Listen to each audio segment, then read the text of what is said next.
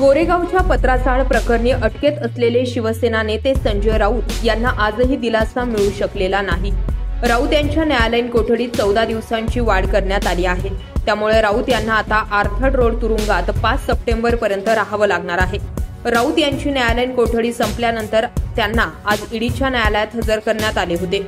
यावेळी कोर्टाने राऊत यांच्या कोठडीत वाढ केली आहे। राऊत यांच्या अटकेनंतरही ईडीने मुंबईतील अनेक ठिकाणी धाडसत्र केले।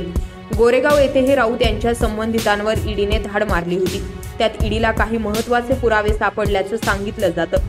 त्यामुळेच राऊत यांच्या विरोधात भक्कम पुरावे तयार झाल्यानं राऊत यांना कोर्टाकडून दिलासा मिळू शकला नाही असं सूत्रांनी सांगितलंय।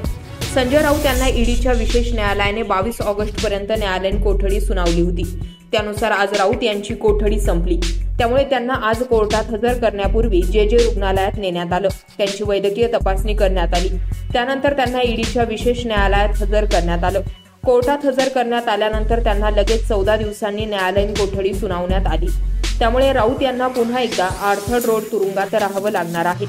5 सप्टेंबर रोजीच त्यांच्या पुढील सुनावणीवर निर्णय होणार असल्याचं सूत्रांनी सांगितलंय। दरम्यान आज राऊत यांनी कोर्टात कोणतीही तक्रार केली नसल्याचं सांगण्यात आलं।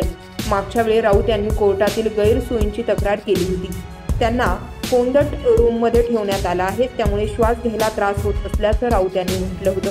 त्यावर कोर्टानेही हे प्रकरण गंभीर असल्याचं म्हटलं होतं। तर राऊत यांना एसी रूममध्ये ठेवण्यात आल्याचा दावा ईडीने केला होता।